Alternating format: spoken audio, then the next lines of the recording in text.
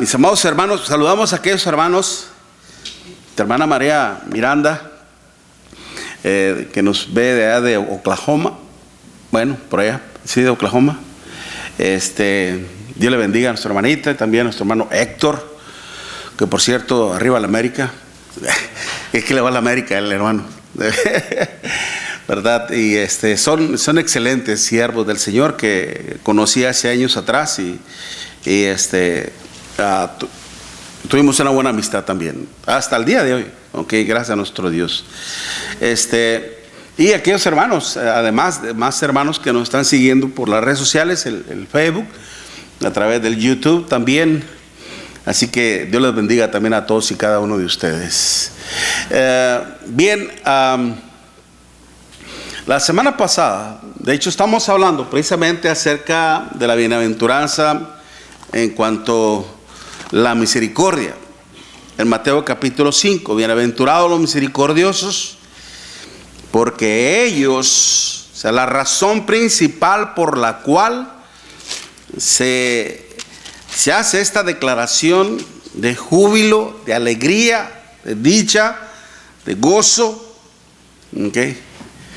es porque profesamos, practicamos la misericordia. Bienaventurados los misericordiosos, dice, porque ellos alcanzarán misericordia. Los misericordiosos. Implica ciertamente poner en práctica la misericordia de nuestro Dios. Y vamos a ahondar un poquito en esto, ojalá que lo terminemos hoy. Pero lo configurábamos la semana pasada como en el caso de la historia del rico y Lázaro, que lamentablemente el rico en esa historia, no por el simple hecho de haber sido rico, fue condenado. No. Las riquezas, hermanos, las riquezas, la abundancia, ¿cómo le podría decir? Las cosas abundantes no están en pleito con el reino de nuestro Dios. Las riquezas no están en pleito con el reino de nuestro Dios. El problema es cuando uno confía más en esas cosas que en nuestro Dios, como en el caso de aquel joven rico, que llegó corriendo a los pies del Señor y le dijo: Maestro bueno, ¿qué bien haré para heredar la vida eterna? Y él le dijo: conoce los mandamientos, ¿verdad? Amarás a tu Dios y honra a tu padre, a tu madre.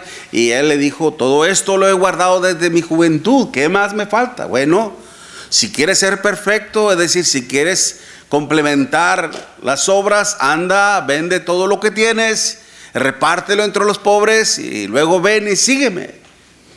Dice la Escritura, hermanos, que el joven se fue triste, no quiso desprenderse de sus riquezas. ¿Por qué?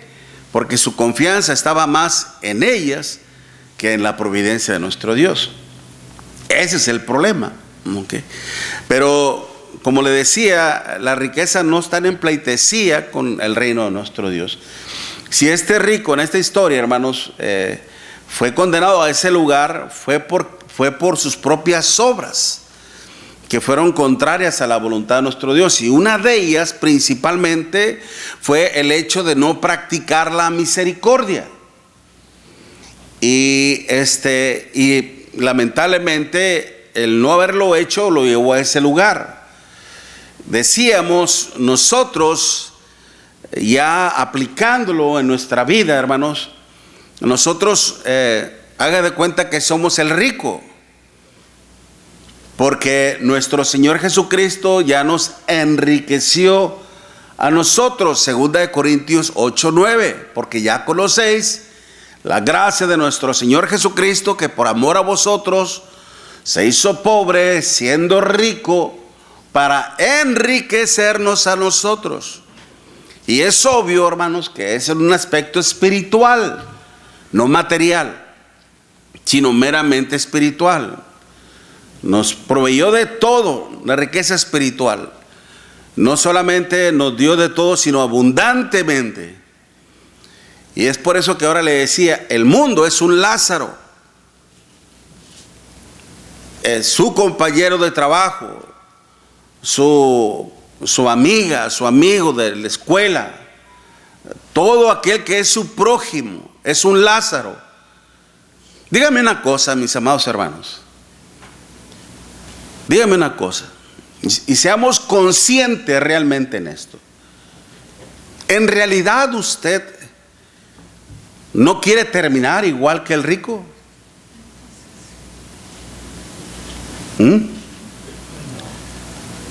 En realidad, póngase a pensar en esto, mi hermano, mi hermana. En realidad, usted no quiere terminar en el mismo lugar que el rico. En serio. Estamos hablando seriamente. En serio, ¿no quiere terminar ahí? Estoy seguro que nadie quiere terminar ahí. Ahora les voy a preguntar una cosa. ¿A cuántas personas en estos días usted le ha hablado de la palabra de Dios? No me conteste a mí. Yo no lo voy a juzgar. Usted no tiene problema conmigo. El problema está allá con Dios. Él es el que nos va a juzgar a todos, comenzando conmigo. Por eso le digo, en estos días, ¿con quién hemos platicado acerca de nuestro Dios? ¿A cuántos le hemos hablado acerca de la misericordia de Dios? O se lo voy a poner más fácil. ¿A cuántos les hemos compartido un folleto de la palabra de nuestro Dios? ¿A cuántos, hermanos?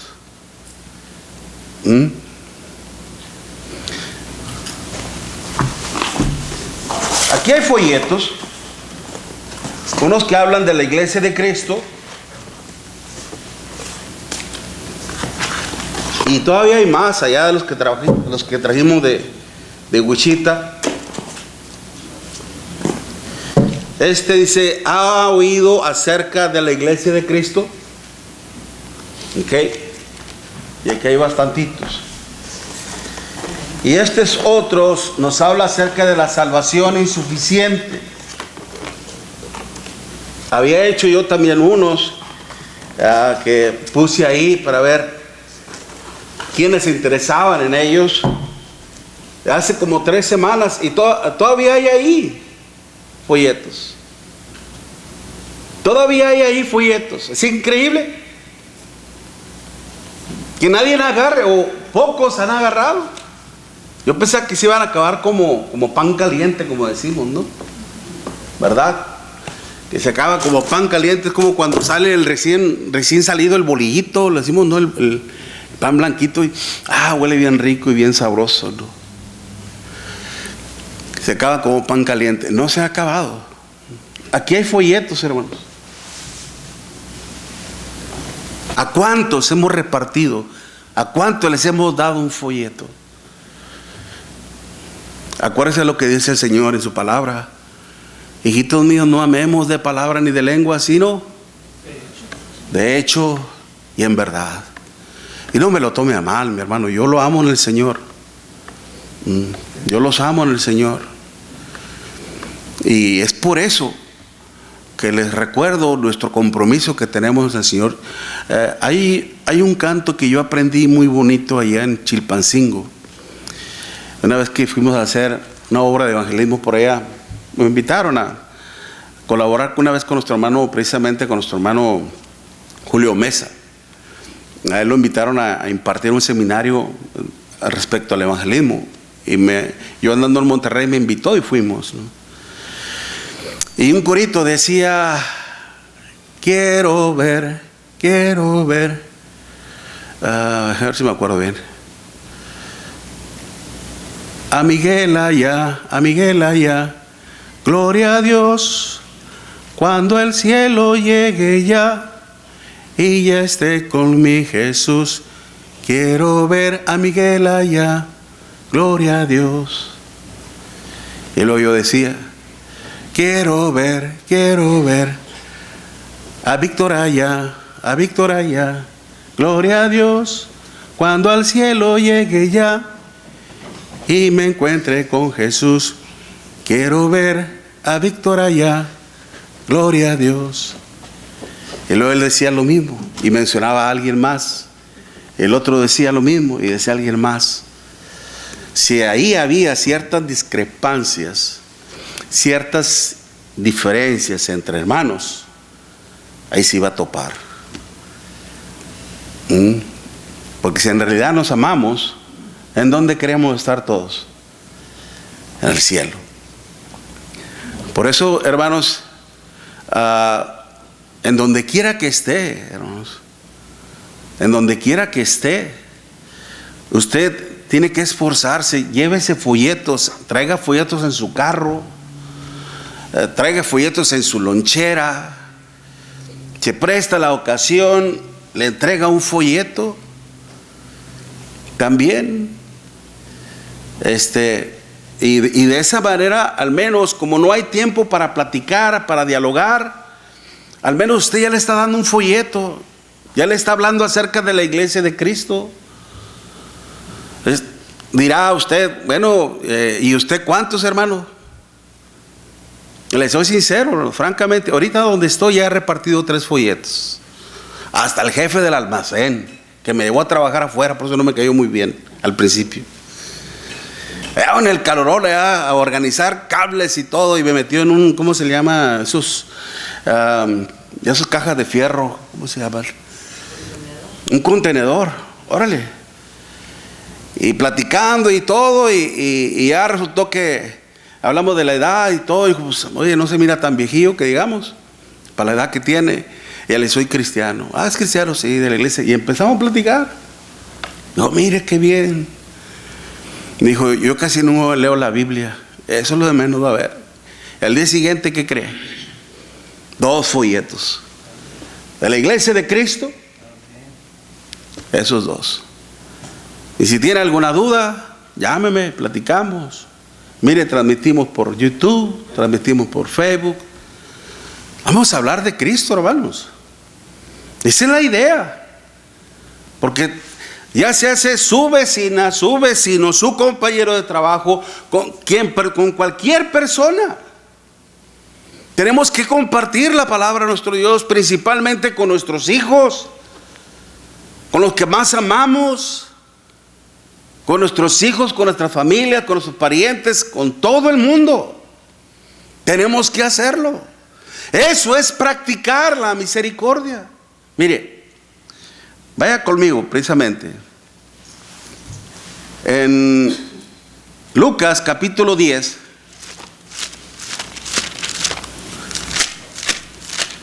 El conocimiento de nuestro Dios, hermano, no solamente es teoría, es práctica.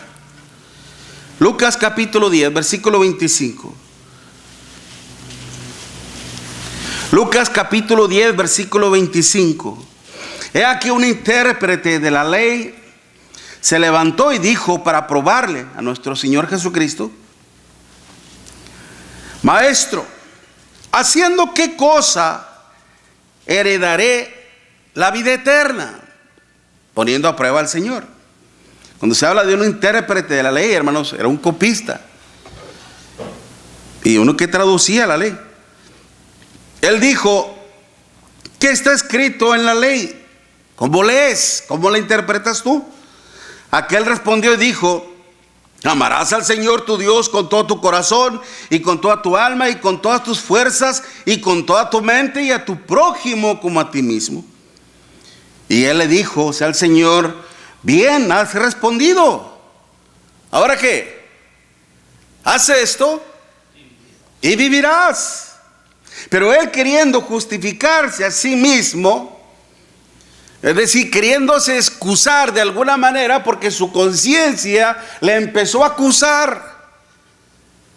Porque su conciencia, hermano, le empezó a decir que ¿de qué te sirve tener este conocimiento si no lo pones en práctica? y trató de justificarse a sí mismo de alguna manera y también delante del Señor. Pero él, queriendo justificarse a sí mismo, dijo a Jesús: ¿quién es mi prójimo? Respondiendo Jesús dijo: un hombre descendía de Jerusalén a Jericó y cayó en manos de ladrones, los cuales le despojaron e hiriéndole se fueron, dejándole medio muerto. Aconteció que descendió un sacerdote por aquel camino y viéndolo, ¿qué hizo? Pasó de largo. Démonos cuenta, ¿quién? Un sacerdote, uno que ministra las cosas santas de Dios, uno que adora a nuestro Dios, hermanos, uno que se supone que conoce la ley de Dios y a Dios mismo, lo ignoró. Asimismo, un levita, llegando cerca de aquel lugar y viéndole, ¿qué hizo? Pasó de largo. Sabemos muy bien quiénes eran los levitas, los auxiliares de los sacerdotes, los que ministraban en el templo afuera de nuestro Dios, en el templo de nuestro Dios afuera, en el patio. Dice: pero un samaritano que iba de camino, vino cerca de él y viéndole, ¿qué hizo? Fue movido a misericordia. ¿Qué significa eso? Fue movido. Exactamente. Exactamente. Se compadeció al verlo. Tal vez él venía centrado en sus pensamientos, venía centrado en sus ocupaciones, venía centrado en sus proyectos mismos, pero al ver entonces todos sus proyectos, todo su plan de trabajo, todo lo que él tenía que hacer, lo hizo a un lado para centrarse precisamente en lo que estaba enfrente de él.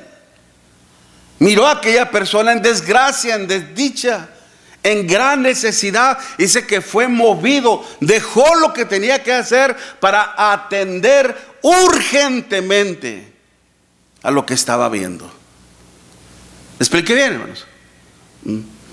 Por eso después dice la Escritura, hermanos, y acercándose, no solamente sintió, no solamente se compadeció, sino que después se acercó, vendó sus heridas, echándole aceite y vino, y poniéndole en su cabalgadura, lo llevó al mesón y cuidó de él.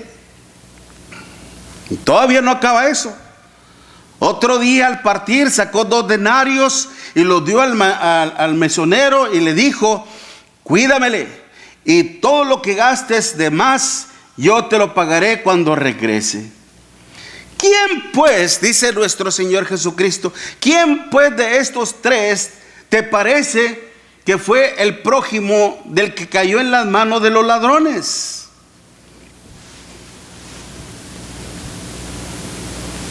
¿Quién fue el prójimo?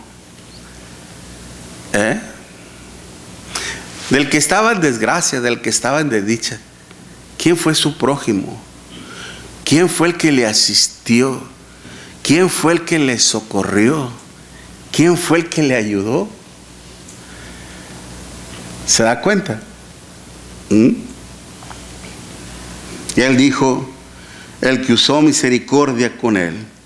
Entonces Jesús le dijo: ve y haz lo mismo.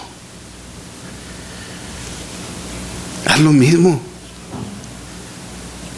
Tenemos un compromiso muy seriamente con nuestro Dios, hermanos, porque Él así nos vio a usted y a mí herido por nuestros pecados, lastimados por nuestros pecados, en desgracia, en desdicha, casi a punto de morir por la condenación del pecado que pesaba sobre nosotros.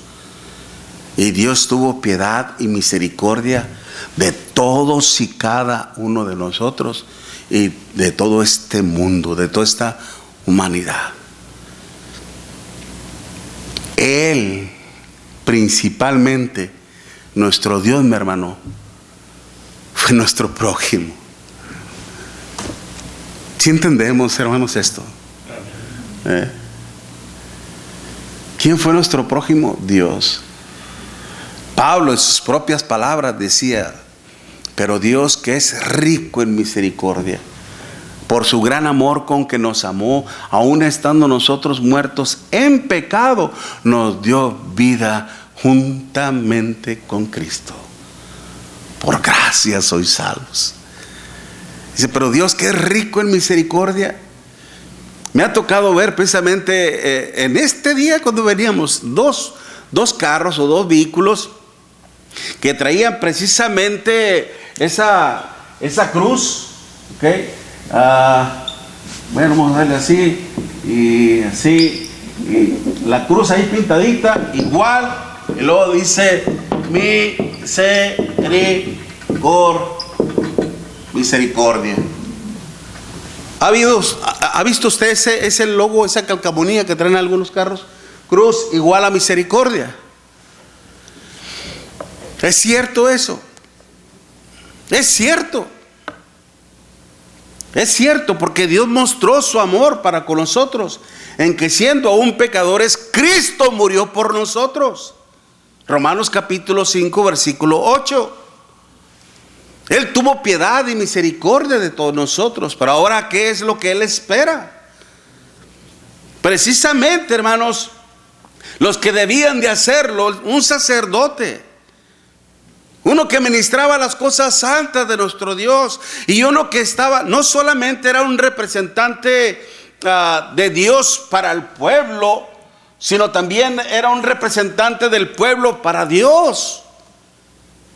Era un hombre que se supone, hermanos, que al estar en ese lugar representativo, era para precisamente ayudar, auxiliar a los que estaban lejos de Dios. De la misma manera también los levitas, que eran los copiadores, los intérpretes, los escritores de la ley, los maestros, los doctores de la ley. Pero ¿de qué les servía todo ese conocimiento, hermano, recaudado en el intelecto mismo, si esto no bajaba aquí, al corazón? ¿De qué sirve? Dice el Señor. Ha respondido muy bien, le dijo el intérprete. Hazlo y vivirás. Pero si no lo haces, ¿qué dice el Señor? Morirás. Morirás. Y qué triste y qué lamentable. Por eso Dios nos ha dejado su palabra escrita, hermanos, precisamente para conocer a nuestro Dios y conocer su voluntad. Y nos evita todo este gran mal. ¿De quién estamos siendo nosotros prójimos? ¿A quién le estamos asistiendo? ¿A quién le estamos ayudando? El Señor espera, hermanos. Obviamente que pues uno también lo desea, pero principalmente el Señor espera que si en realidad a usted le interesa su salvación, en el lapso, ahorita que terminemos, venga y agarre un folletito. Amén. Y no es solamente para que se lo lleve para usted, no es para usted. Exacto, es para repartirlo. Y no venga conmigo y diga, hermano García, ya lo entregué. No. Allá, al de arriba. Es el bueno. Como le digo, yo no soy nadie para juzgar, mucho menos para condenar. El bueno es allá arriba, para que usted esté bien con nuestro Dios. Si lo entregó, qué bueno, venga y agarre qué, agarre otro. Y le recomiendo esto: procure ver al que está más receptible, más receptible. También ahí con una compañera de trabajo nos pusimos a platicar y cortando estampillas y poniéndolas en las cajas de las sopas y todo esto, otro, y empezamos a hablar. Y al día siguiente me dijo otra compañera, oiga, ¿usted es cristiano? Le digo, sí, para servirle. Dijo, es que aquí, me dijo el nombre de la otra persona, me dijo que le habló bien bonito. Le dije, no, hombre, ¿cuál bonito? Yo lo único que le hablé fue de las cosas de nuestro Dios. No. Y dijo, sí, dijo, yo también voy a una iglesia. Y empezamos a platicar. Pero como no se puede platicar mucho ahí, le entregué también otro folleto. Hermanos, hay que hacer algo, ¿ok?, al respecto. Por eso, la importancia, hermanos, mire, en Hechos capítulo 4, quiero ser claro, hermanos, en esto, por favor, y discúlpenme. No estoy tratando de ninguna manera de levantarme el cuello. La honra y la gloria es para nuestro Dios, mis hermanos. La honra y la gloria es para nuestro Dios. Pero si yo digo esto es con la idea de que, por si usted dice, ¿y usted cuántos? Si usted se preguntaba, ¿y usted a cuántos ha dado un folleto? ¿Ok? Pues al menos tengo que ese compromiso de decir, yo lo estoy haciendo, hagámoslo. ¿Ok? De que estamos platicando, aún también platicando con compañeros de trabajo, que bueno, gloria a Dios. A lo mejor le va a pasar lo que a un hermano nuestro, que después su patrón le llevó pizza, ¿verdad, brother? Porque le estaba hablando a sus trabajadores. Uno nunca sabe, hermanos, quién nos está escuchando. Mira, así rápidamente, acuérdese bien. Cuando el apóstol Pablo en Atenas fue tomado por los epicureos y los estoicos, en Hechos capítulo 17, rápidamente, estos curiosos, que los epicureos y los estoicos eran filósofos, le tomaron aparte para que les hablara acerca de Cristo y de la resurrección, y lo pusieron en el Areópago. El Areópago en aquel tiempo, hermanos, era como un teatro, como un lugar de público, donde se hacían obras de arte, etcétera, etcétera. Ahí lo pusieron, y el apóstol Pablo les empezó a predicar, hermanos. Les empezó a predicar un sermón tremendísimo, maravilloso, bello. Es uno de mis favoritos. Sin embargo, al final, cuando escucharon acerca de la resurrección, muchos dijeron, este hombre está loco, ya te diremos después de eso. Pero ¿qué cree que pasó? La palabra salió como un rayo. Usted sabe que cuando usted escucha que los cielos truenan bien fuerte, hermanos, ¡guau!, se oye el ruido bien fuerte, y luego viene ¿qué? El rayo, ¿verdad? Y ¡pum!, nomás oye donde pegó. No sabemos dónde, pero oímos el estruendo, ¡paz!, que pegó fuerte. Así es la palabra de Dios. El rayo sale, hermanos, pero no sabemos dónde va a pegar. Y cuando la prédica de Pablo, hermanos, se hizo, ¿en dónde pegó? ¿En dónde pegó? ¿A quién convenció? ¿A los epicureos? ¿A los estoicos? ¿A los demás atenienses? ¿Al areopagita? Mire, léalo, mire, vaya. Vamos a ver, así nada más rápido. En versículo, Hechos 17, versículo 33. Hechos 17, versículo 33 y 34. Así Pablo, saliendo del medio de ellos, y así Pablo salió del medio de ellos, dice. Mas algunos creyeron, juntándose con él, entre los cuales estaba Dionisio, el areopagita, una mujer llamada Dámaris, y otros con ellos. ¿Se da cuenta? Que ni siquiera estaban interesados al principio de oír. Simplemente llegó el asunto, se pusieron, empezaron a hablar, y él estaba ahí y otros más. ¿Quiénes fueron los beneficiados? Uno nunca sabe, hermanos. Uno nunca sabe. La obra simple y sencillamente hay que hacerla. De lo demás, hermanos, Dios se ocupa. Dios se ocupa. Nunca pensemos que nunca vamos a tener un resultado.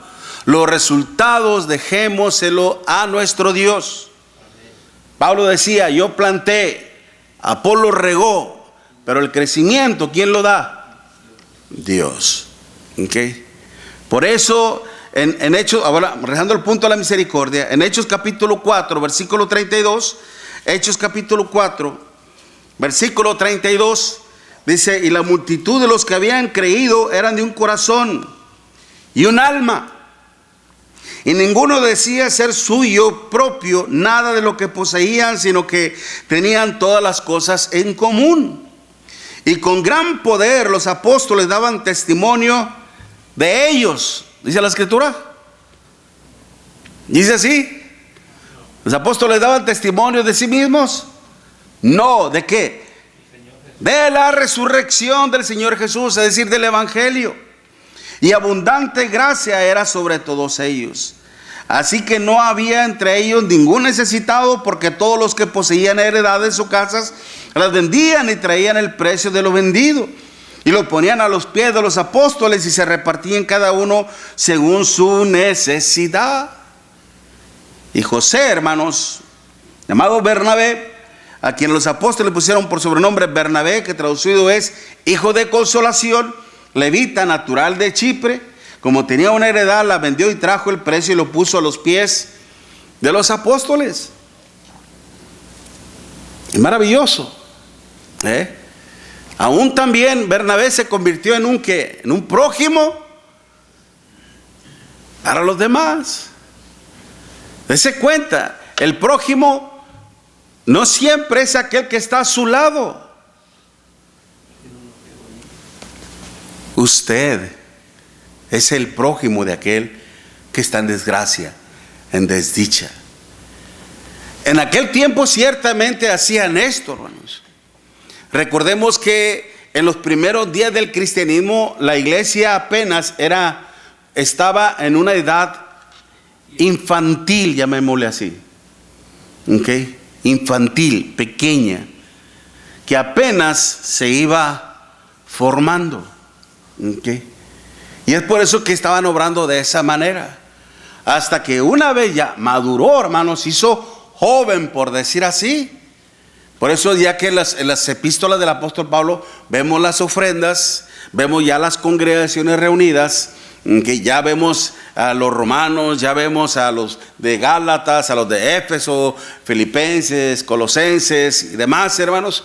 Ya vemos congregaciones ya organizadas, y en donde que a través de la ofrenda precisamente se suministraba, se suplía las necesidades principalmente de los santos y también de los demás ya afuera.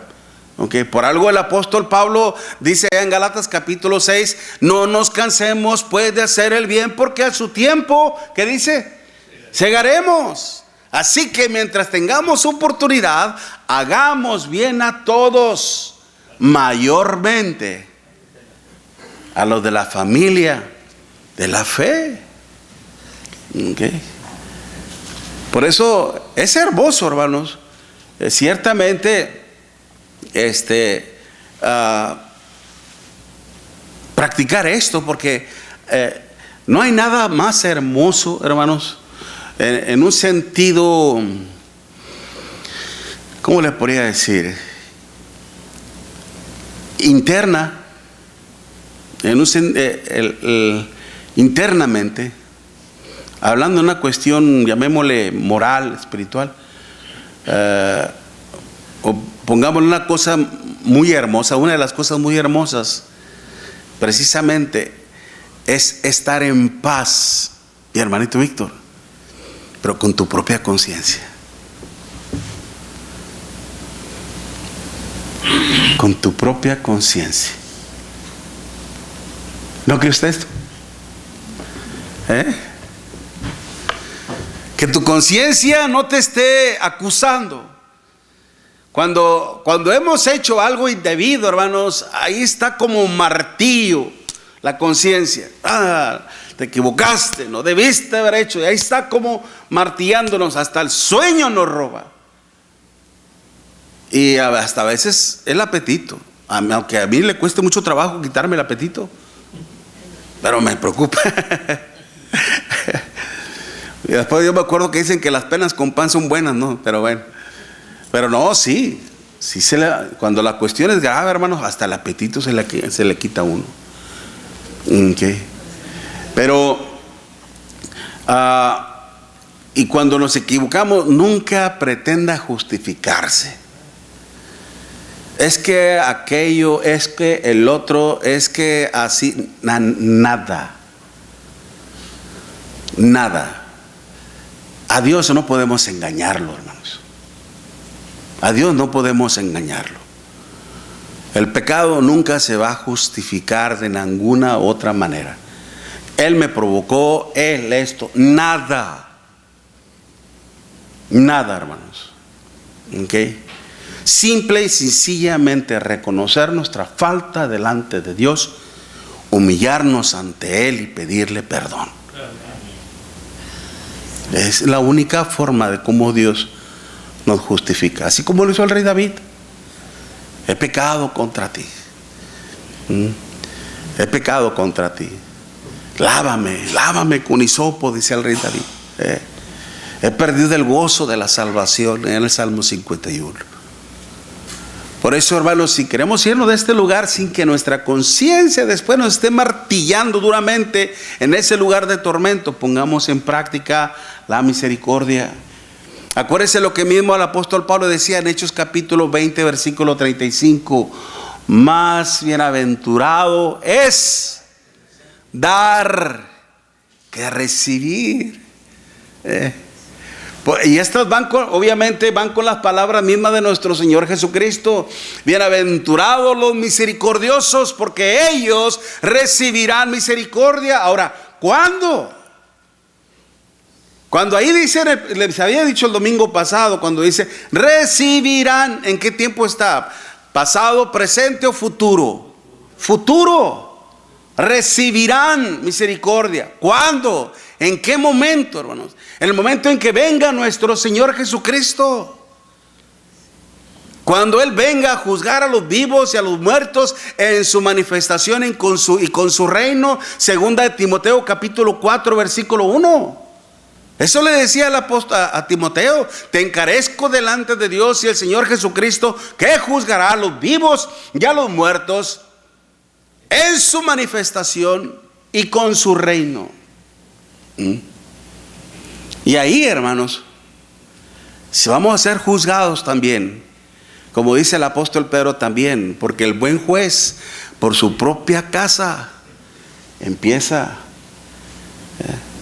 Si el justo, dice, con dificultad se salva, ¿dónde pues aparecerá el impío? ¿Dónde pues aparecerá el pecador? En el lugar donde apareció, ¿quién? El rico. Exactamente. Pero ahí el Señor tendrá de usted y de mí piedad, misericordia, porque aún en ocasiones hemos fallado delante de Dios. Tal vez nosotros, ciertamente, nosotros como cristianos, como hijos de Dios, ya no practicamos el pecado. Bueno, eso es lo que Dios espera, que no practiquemos el pecado. Pero luchamos contra el pecado y a veces fallamos. A veces hasta sin darnos cuenta. O a veces hasta con el pensamiento más ligero. Cometemos pecado delante de nuestro Dios. Y cuando nos damos cuenta de ello, ¿qué hacemos? Pedimos perdón. Más cuando hemos ofendido a un ser amado, a mi esposa. Mujer, perdóname. Fue sin querer queriendo, como dicen. No, que sin querer queriendo. No, perdóname. Que fue sin querer. Okay. Y uno pide perdón a Dios. ¿Y qué hace Dios con nosotros? Nos perdona. Hasta el día de hoy, mi hermanita, Dios sigue mostrando piedad y misericordia a nosotros. Porque Él no quiere que ninguno perezca, sino que todos procedan ¿a qué? Al arrepentimiento. Segunda de Pedro 3:9. Y Él tendrá misericordia siempre y cuando nosotros, hermanos, mostremos temor a Dios. Temor a nuestro Dios. Y no practiquemos el pecado. Porque de lo contrario, acordémonos lo que dice Hebreos capítulo 10, versículo 26. Si pecáramos voluntariamente, después de haber recibido el conocimiento de la verdad, ¿qué dice la Escritura? Ya no queda más sacrificios por los pecados, sino una horrenda expectación de juicio y de hervor de fuego que ha de devorar a los adversarios. Por eso, si usted y yo queremos encontrarnos ese día con la misericordia de Dios, hermanos, que Él tenga, es decir, miren lo hermoso de esto, que nos volvamos a encontrar con nuestro eterno prójimo. Con nuestro eterno prójimo, el que tuvo misericordia de nosotros. El que tuvo piedad y gracia. Terminar con este punto, mire, en Tito, sobre todo para aquellos que piensan de que somos salvos solamente por gracia. Recuerdo que este tema se lo di a mis amados hermanos allá en Nicaragua, hermanos. En una de las varias presentaciones que tuvimos allá, les hablaba precisamente acerca de lo que demanda la gracia de Dios. ¿Somos salvos por gracia? Sí, pero mira lo que demanda la gracia de Dios. Tito capítulo 2, versículo 11 en adelante. Tito 2, versículo 11 en adelante. Porque ya conocéis la gracia de Dios, porque la gracia de Dios porque la gracia de Dios se ha manifestado para salvación. ¿A quién? A todos los hombres, enseñándonos que, renunciando a la impiedad y a los deseos mundanos, vivamos en este siglo, ¿cómo, hermanos? Sobria, justa y piadosamente, aguardando la esperanza bienaventurada y la manifestación gloriosa de nuestro gran Dios y Salvador Jesucristo, quien se dio a sí mismo por nosotros para redimirnos de toda iniquidad y purificar para sí un pueblo propio celoso. ¿De qué? Buenas obras. Tres cosas importantísimas que menciona ahí con respecto a la demanda de la gracia, para que vivamos en este siglo como sobria, justa y ¿qué implica piadosamente? ¿Qué implica practicar o vivir piadosamente, hermanos? Practicar la piedad, al hacer el bien conforme a la voluntad de nuestro Dios. Esa palabra piadosamente, como cuando dijo aquel paralítico que había sido sanado por el Señor: yo solo sé que Dios no oye a los pecadores, pero si alguno es temeroso de Dios y hace su voluntad. No, ahí es temeroso. Ahí la palabra es teosebes.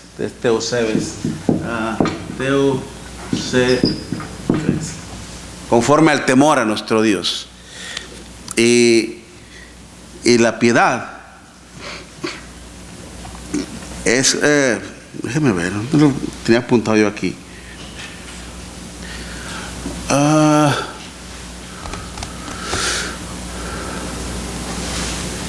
Híjole, se me olvidó la palabra, se me fue la palabra de mi mente.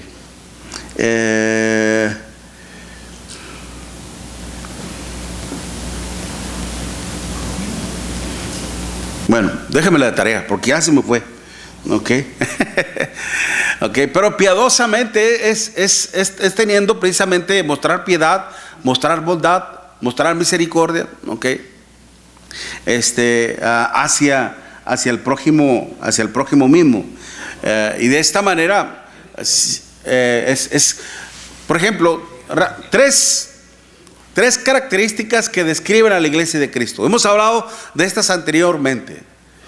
¿Cuáles son las tres cosas generales que describen a la iglesia de Cristo? La iglesia de Cristo es, por ejemplo, evangélica. Segunda, bueno, también es ya la cuestión autónoma, ciertamente. Es evangélica,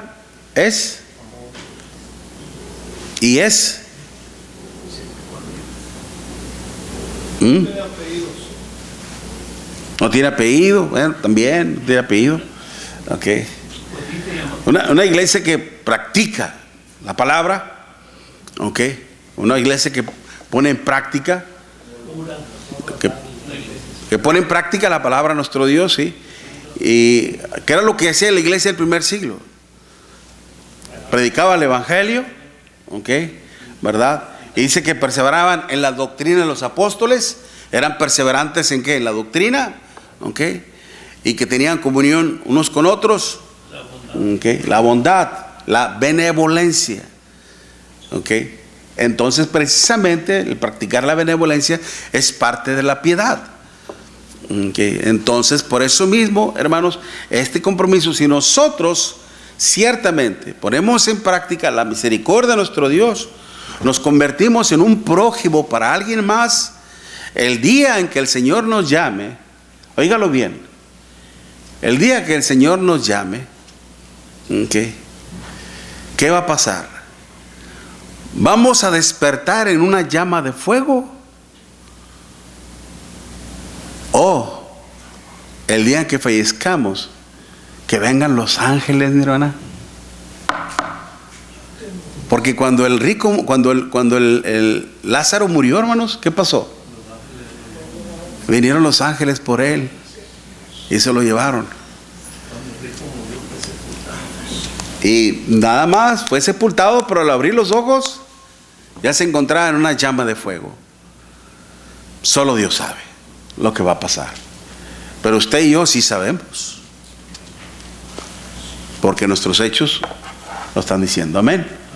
Vamos a tomarnos un receso, hermanos, un descanso. Teosebes es el temor de Dios, un temor conforme a Dios. Eleos es la misericordia, ciertamente. Okay, que la misericordia implica la manifestación externa de la bondad de nuestro Dios hacia los que están en desdicha o en desgracia. Okay. Esa es la misericordia. Okay.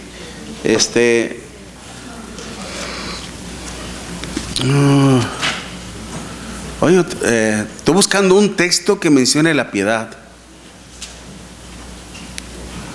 A ver si me acuerdan ustedes, ¿ok?